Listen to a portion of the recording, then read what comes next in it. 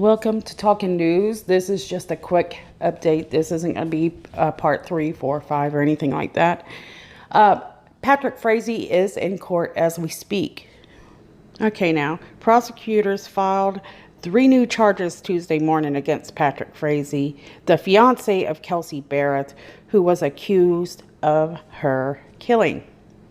So, which means we have a lot more evidence that they're looking at today that I'm excited to hear about. But I doubt we'll hear very much as the day unfolds. I hope we will. Sometimes we can get a little bit more than we intended on. Now, the preliminary hearing is expected to reveal critical facts that have been kept secret about why they charged the fiancé of Kelsey Barrett with 2 counts of first-degree murder and 3 counts of solicitation to commit murder during the court hearing to explain facts in the case. So what does a preliminary hearing do, right? A preliminary hearing requires prosecutors to demonstrate why they believe Barrett is dead and why they, pegged Frazee as the suspect killer. Now, don't forget, at one time, they didn't have any evidence other than, a few, I guess it was the rock stalls is all they had at one time, their word. And the person connected to the rock stalls and, the information that they were sharing was Crystal Lee Kinney. It seems that Kinney did come forward. And she's going to plead guilty to, hiding evidence. And I'm sure that's going to trigger Frazee to maybe, later on, probably not today so much. He's probably trying to figure out how deep he is in, doo-doo. And then he'll figure out what he's going to do from there. One thing is certain is I do believe that Patrick Frazee will be acting as his own attorney in the background. In other words, I don't think he's going to trust his attorneys to lead him. He's going to pretend that they're leading him, but I think he thinks he knows more than everybody in that court. And I think he's going to try to manipulate his way out and try to find that door that he can run. And, I doubt he can do it at this point. He's got a lot piled up against him. The problem with Frazee and his idea that he can get away with this is the fact that he didn't lie very well. And one of those examples is Frazee told police that he and Barrett split up on November 22nd and he hadn't seen or spoken with her since. So what is Crystal Lee going to tell police, that we're not seeing? I'm pretty sure that's going to obliviate anything he's ever said. Okay, let's talk about some of the charges. So what I'm reading here is Colorado prosecutors added a charge accusing Frazee of tampering with a deceased body and 2 charges of committing a crime of violence, which will let the state request a harsher penalty on conviction. So definitely he has the evidence piling up against him, and this is gonna probably knock his butt into reality. And when he goes back and has time to think about it in his cell alone, I think he's gonna realize, how bad, he's in a lot of trouble. And some of the evidence we did find out also is that the Woodland Park police commander later testified that the cell phone location data showed Barrett and Frazee phones were in the same location after November 22nd. Curious, right? Well, as for Crystal Lee, the 32-year-old nurse involved in this case, said she moved the victim's cell phone around Thanksgiving. But her motive and the nature of her relationship with Frazee remains a mystery. But I think I pegged this. I'm not gloating, but I think a lot of us have probably pegged this. I haven't had many comments on my videos, and I was hoping I would see what other people think. I think we know that Crystal is just a friend of Frazee that was in love with Frazee, but Frazee was not in love with her. However, Frazee, being a manipulative soul, took that to his advantage and used her. So I want to make sure, because I don't have time to read through this video, that he has been given an additional 3 other charges. So I got that there. Yay. Now for the timeline. So at 8:50 a.m., Patrick Frazee has been escorted into the courtroom. Okay, so at 9 a.m., the prosecution has filed 3 additional charges, as I mentioned just now, against Patrick Frazee, including tampering with deceased human body and crime of violence, which is a sentence enhancer. The documents regarding those new charges have not been made public by Colorado courts. Tuesday court appearance is a preliminary hearing, which means the prosecution will attempt to show the judge that there is enough evidence for the case to go to trial. And of course, I've said that earlier, but it's okay. We'll say it again. Okay, so at 9:25 a.m., the Woodland Park Police Department Patrol Officer Chris Adams was the first witness who has been called to the stand. And he said that he had become actively involved with the Kelsey Barrett disappearance case December 3rd, 2018. Now, he goes on to tell them, how the case unfolded, but I'm going to skip all that. So the prosecution played a recording of the officer's conversation with Frazee shortly after she was reported missing. And one of the quotes was, "In the middle of the week, she had basically a heart-to-heart about how, this wasn't working out," Frazee said in the recording. "She wanted to go our separate ways." In the conversation, Frazee said Barrett blamed her commute from Woodland Park to her job as the reason for the separation, and alleged that in the week she was reported missing, the 29-year-old got all of her stuff back from him and asked for some space. In the recording, Frazee said Barrett told him they figured out the custody arrangement of their 1-year-old daughter. "When I gave her possessions back, it was something we addressed. Don't do anything crazy," Frazee is heard saying. "Our lives grew so far apart in the past year and a half, or year, we don't know each other anymore." Frazee told officers that Barrett was with her wits and in good mindset after their breakup. He said the last time he heard from his fiancée was November 25th, 3 days after she was last seen on surveillance video at the Woodland Park Safeway. After that, when he tried to call her, I guess, he got a message saying the telephone number had expired. Then Patrick Frazee says she requested I give her space once again. So around 9:40 a.m. in the morning, they're still talking about this, the custody that they share. And then he goes on to they go on to say that he said Barrett would take the child while he was working, and he would do the same while she was working as a flight instructor in Colorado Springs.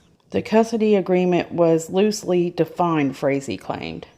Now, prior to her disappearance, Frazee alleged that Barrett checked herself into a rehab for alcohol abuse in a recorded conversation with police, and had gone somewhere with her friend from church. He also emphasized that Barrett expressed frustration with her 5-day-week commute from Woodland Park to Pueblo, and the two would exchange their child at locations ranging from the post office to the alley behind their home. "We lived such separate lives for so long. Our exchange of our daughter was in passing," Frazee is heard saying. The prosecution continued questioning Adams at the conclusion of the recorded phone call. So, he discussed the surveillance video showing both Frazee and Barrett at the furniture store near her apartment on November 22nd. the last day she was seen. We didn't hear anything about that, did we? This also includes, in one still shot of the neighbor's surveillance camera, a baby carrier. Frazee and Barrett are seen near the front door of her home. Frazee was also pictured in the Walmart surveillance video that day. Now, guys, this was supposed to be a quick update, but there's so much information. I'll try to redo this with better details and pictures when I have time, and I may need to take a break for a little while. So moving on to 10 a.m. T sounds good though, right? The prosecution asked Adams to detail the information that the officers learned from the warrant on Frazee and Barrett's respective cell phones. We're going to start finding out, why they think it happened at her house. Adams said there was 2 calls between the former couple November 22nd and the day Barrett was last seen. Both of their phones pinged off the tower that services Barrett's apartment and that was around 12:30 p.m. that day. And then at some point, Adams said, and sometime that evening, both phones pinged off the tower, indicating that they were both headed west. That night, Frazee called his mom, Adams said, and the next morning, Frazee's phone called Barrett's. Tower information indicates that both phones were in the same area. The phones were together in the area of Frazee's house in Cripple Creek, Adams said. And I've had, really, I don't know if it ever meant anything, but I really was focusing at Cripple Creek at one point. Okay, so on November 24th, Adams said Frazee called Crystal Lee, an Idaho woman who was described as his friend and former girlfriend. Her cell phone, sorry, my allergy is so bad. Her cell phone information indicated that she was in Colorado, according to Adams. Lee was previously pleaded guilty to tampering with Barrett's cell phone and is expected to testify at Frazee's trial. So if you're keeping up with Crystal, she's going to go by, she's referred to by 2 names, and that's Kenny and Lee. So Crystal Kenny, Crystal Lee. Now, according to Adams, as he testified, on November 25th, the cell phone tower information indicates Barrett's phone traveled west to Grand Junction, then pinged at the tower in Utah. Then it would also ping in Salt Lake City, and then finally Gooding, Idaho, which is the last time Kelsey Barrett's phone would ping. Okay, so Lee's phone pinged in Utah and Idaho about the same time as Barrett's on that day. Adams said, indicating that both phones were traveling together. Now, at 10:20 a.m., the prosecution finished questioning Adams by asking him to look at the surveillance video from the bank that shows Frazee with the baby carrier in the passenger seat of his car. There is also a black tote in the vehicle that Adams says investigators would learn played a significant role in the disappearance of Kelsey Barrett. Frazee's public defenders began their cross-examination of Adams by asking him about the accuracy of the cell phone towers and how they receive their pings. That's going to be useless, really, in my opinion. He conceded that most of the towers were in rural areas and received pings from large geographical areas, and that he was not an expert in how technology works. They continued on with their cross-examination with questions about the search of Barrett's house. They continue on with their questions, and Adams says no blood or active crime scene was found inside, and that he changed the password to Barrett's Facebook in an attempt to find her. Now, after Barrett's disappearance, Adams said he spoke to Colorado Bureau of Investigation analysts who looked for evidence inside her house. And they said they didn't say it appeared this was a crime scene. In previous news conferences, police have said that they believe Barrett was killed inside her home. At this point, investigators haven't said why they reached that conclusion. I've thought about this quite a bit, and I feel like I'm not certain because it was townhomes. I feel they would have took her off as a prisoner before they killed her, but I wasn't there. I have no evidence. So December 6th was the first day the CBI agents heard a report of blood inside Barrett's apartment, and that it came from her parents, who went inside after reporting her missing. Now, a cross-examination went on to detail the surveillance photos that captured Frazee entering and exiting Barrett's apartment, Adams said. Frazee was not seen leaving with a black tote, and that he did not appear to have bloodstains on his clothing. During the cross-examination, Frazee, whose hands were released from his shackles so he could take notes, largely stared straight ahead, as I expected that he would do. I mean, he seems that know-it-all guy. Now, Adams said Frazee attended a Thanksgiving dinner on November 22nd, and he brought the daughter with him. Moving on to 10:30 a.m.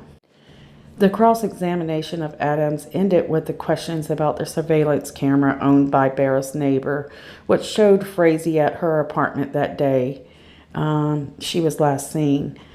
Adams said that it did not show Crystal Kinney inside of Barrett's apartment, and that after she disappeared, no one came to the door except for someone who works for the utility company and a friend of Frazee's who was picking up a package.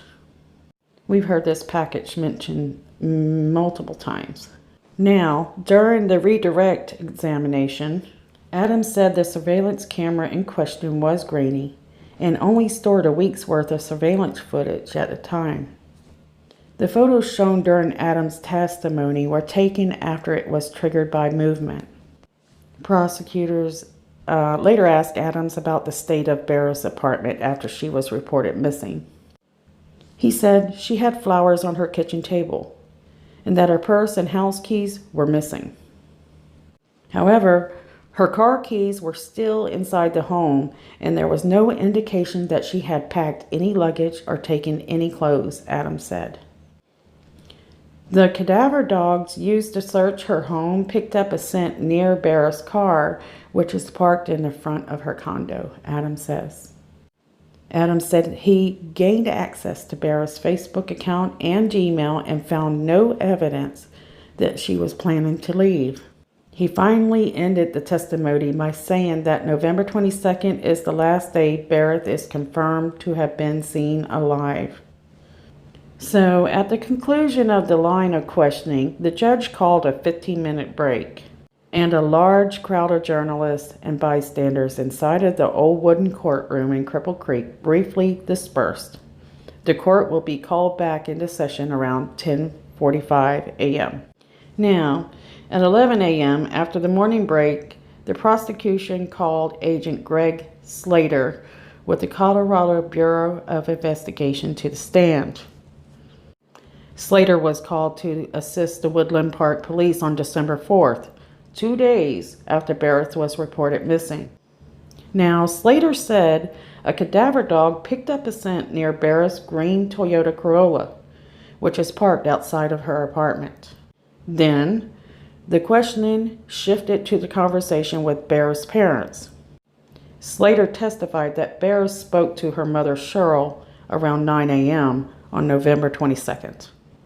Now, during the 5-minute discussion, Slater testified Barrett told her mother she didn't get home until 4 a.m. that morning because she and her daughter Kaylee had been visiting Frazee.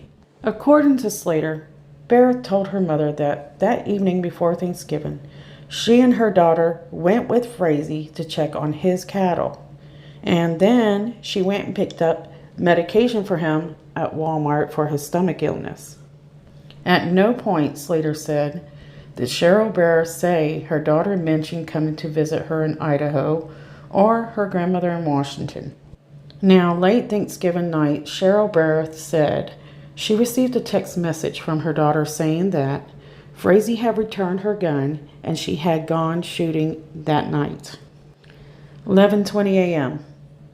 Cheryl Barrett told Slater that her daughter Kelsey told her that Frazee took her gun away on New Year's Eve of 2017 because she had alluded to taking her own life when the couple got into a fight and he hadn't returned it to her until November 22nd of 2018. Slater went on to say that Cheryl Barrett told him that she accidentally called her daughter on November 24th and then received a text from Kelsey Barrett's phone saying something along the lines, "I'll call you tomorrow." She never received a phone call or heard from her daughter again, Slater said. Kelsey Barrett's boss told CBI that he received a text the night of November 25th saying that she would not be at work and had gone out of town to visit her grandmother, according to Slater's testimony. Of course, this prompted CBI agents to look for evidence indicating Barrett was, in fact, planning a trip. Slater then went on to say that Cheryl Barrett told investigators that she didn't hear anything about her daughter planning to visit her grandmother, and it was uncharacteristic of her to not mention those plans. Slater said Barrett's mother said it was uncharacteristic of the daughter to leave for a trip without luggage, clothing, or hair or makeup products. All those items remained in her apartment along with her pickup truck. Prosecutors went on to ask Slater about the conversation Frazee had with one of Barrett's co-workers. In the conversation, the co-worker told Slater that Frazee told her Barrett suffered from alcohol addiction and drug use. That co-worker went on to say that Frazee told her that Barrett said she didn't want anything to do with him. Of course, the co-worker thought these assertions they seemed out of character for Barrett. Slater investigation revealed that Barrett went to the clinic aimed for treating mental illness in August 2018. The clinic said Barrett had not been there in November of 2018 after Barrett's mother contacted them and asked them if she had checked herself in. On December 6th, Slater said he text messaged Barrett's parents and said that they found they believe to be blood in the bathroom of their daughter's home. And it appeared that someone had cleaned multiple surfaces there. So he characterized that this was the turning point in the focus of the investigation. Cheryl Barrett also told investigators that a bath mat was missing from the daughter's home. Prosecutors admitted photos from inside of Barrett's home as evidence. That included photos of white marks on a refrigerator and doorknob. Slater said another search of Barrett's apartment revealed that what was believed to be blood on the toilet. An insurance test by the CBI analysts conducted a DNA test of the blood found in the bathroom and compared it to Kelsey's. The profiles were a match, according to Slater. I'm going to put the link down here. This is way longer than I expected, and I'm not going to be able to pull out a video this long on a phone. Now, what it did turn out in court is everything that he had told the police is a complete lie. He had called his mother. He had called a phone number that linked to Idaho, which later they linked to Crystal Lee's phone. But for those of y'all that were trying to make the mistress a girlfriend, you can see where she says at one point she's shocked when she comes down to visit him in July, out of fear, and finds out that he is engaged and has a child. Later, Crystal comes back in August, and I guess this is where he's really starting to use her. Brings Kaylee some toys and things like that. It seems that Crystal was way more involved with hating Barrett than she let on to seem, which means she was saying how bad of a mother Barrett was and that she had alcohol and drug problems, but there's no proof of that as of yet. Crystal come for a visit in September And they discussed, you know, how Patrick Frazee felt like his daughter was in danger. Then later on, they discussed ways of killing Kelsey, one of which was poisoning her coffee. Crystal Lee pretending to be a neighbor who helped her dogs, and Crystal would feed her a cup of poisoned coffee. Supposedly, Crystal says she pulled out of that idea and didn't do it. And Patrick Frazee told her that she would have another chance. So at this point, they went on break until 1:30, which we'll hear more later. But you can see Crystal Lee was definitely part of the murder plot. And she had many chances to back out, and she just kept communicating with Frazee and refusing to find a way out. Instead, she found more of a way in, which is something I already suspected anyways. I mean, it was very obvious. Anyways, this is the end of the update. It was a huge update. It was bigger than my usual stories, actually. I hope my phone can upload it. We'll see. And I will talk to you guys later.